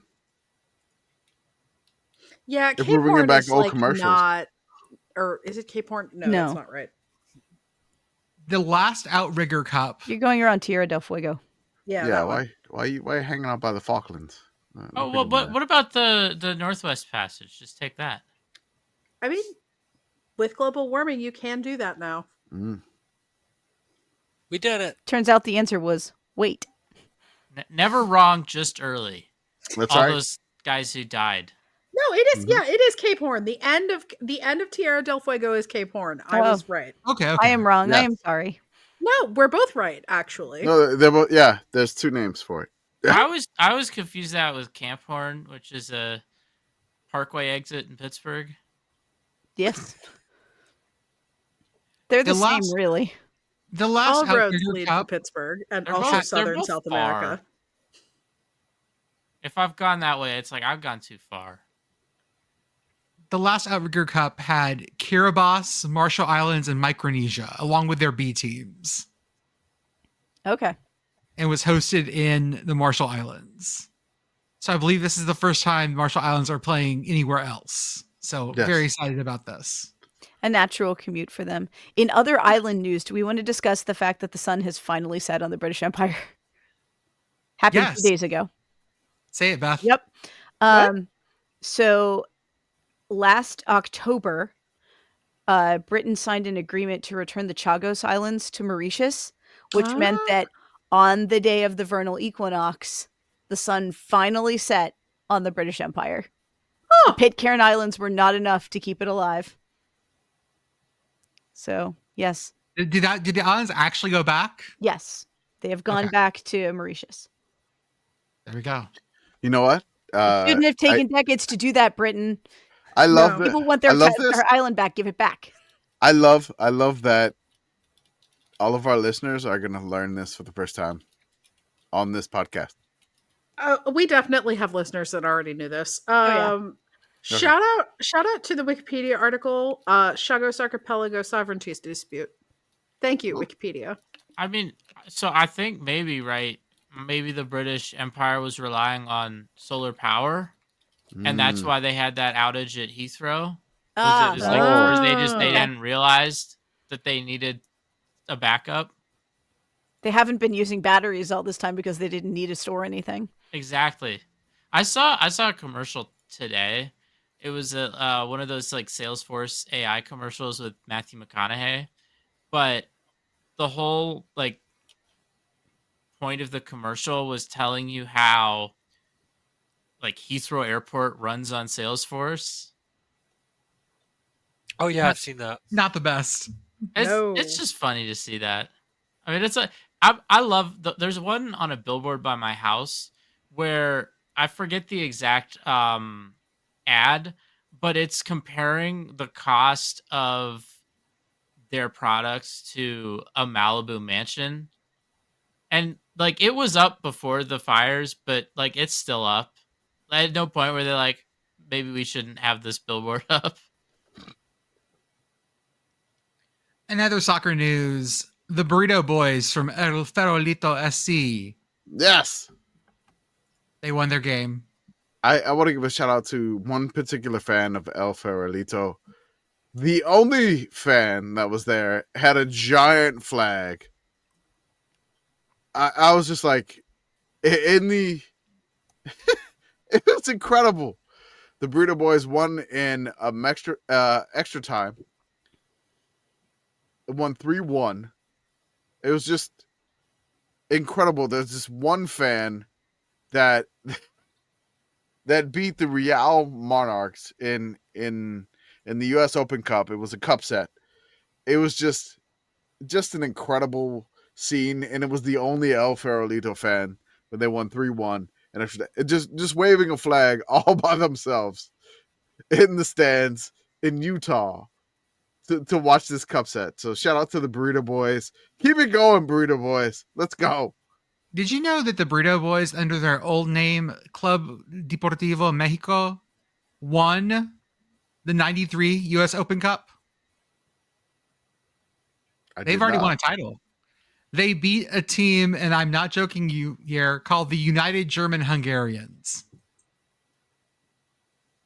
And this wasn't in 1903 or 1913. It's just 1993. Was MLS even in existence at that No, time? it was not. No, That's why it was so wild. Everyone want to guess where the United German Hungarians are from? Aurora, Ohio. Philadelphia. Philadelphia. Okay. Okay. The full name is the United German Hungarians of Philadelphia and vicinity. When you didn't want to say the main line, you meant the main line, but you didn't want to say it. In actual football news, we have two bits of news here. The first one is that we know who Tennessee State's new head coach is, and it is Reggie Barlow. Now, why is this interesting? Because Reggie Barlow was the head coach of the DC Defenders. Do you know when DC Defenders start playing football? About a week out. Yeah, Oh, the show no. notes say that it's next week. Did they start before or after the college basketball crown? But Before. Yeah. Do they start before or after the Cup Snake starts getting built? Let's see when the first home game I is. love that we have Doug in DC. Like Doug, like he's been on the podcast with us. Yep. And Doug goes to these games every now and then and reports on the Cup Snake. So I mean, we got to figure this out. I'm currently looking as a person who lives in driving distance of DC. I'm looking at tickets. I mean, the UFL is not doing too good as a league. Have they resolved their labor dispute? They have not resolved it, but it has not escalated. As low as $17 a piece for next Sunday, March 30th at 3 p.m. on StubHub. So there you go. To watch them play the defending champions. Yeah. And maybe catch some early cherry blossoms while you're down there. That's true. And Cup Snake. Yes. How much can I spend is the question. Of course I clicked out of it. I want to make a Cup Snake that goes around the whole tidal basin now. You can get club seats for $142. Ouroboros. Yeah, there is a single $101 ticket left on StubHub. Do you own the Defenders if you buy it? Maybe. I would hope so. So that feels not great for DC, but like Arthur said, they're having the whole league is not, doing great at the moment. Hopefully they survive this season. I'm excited to see how spring football goes. I miss my Vegas Vipers playing at Cashman Field. Well, I mean, like the San Antonio Brahmas, they have starting quarterback Kellen Mond of Texas A&M. We're back to, I remember these people. Is Luis Perez still the quarterback for Arlington? I have no idea. Yes. all I know is Wade Phillips is the coach of the Brahmas of San Antonio, and Kellen Mond is the starting quarterback. It looks like Perez is back with the Renegades. I love that the UFL, it's like they refuse to engage with us. It's because they see themselves as being professional football, and we are not. They don't want to play. They don't want to play with us. That's fine. They don't have to. They're allowed to be too cool for us. It's fine. The NFL has started like posting punt highlights. They've started posting like things that we can clearly see our influence on these things. And the UFL is just like, I'm not doing this. They don't want to because they're too good for us.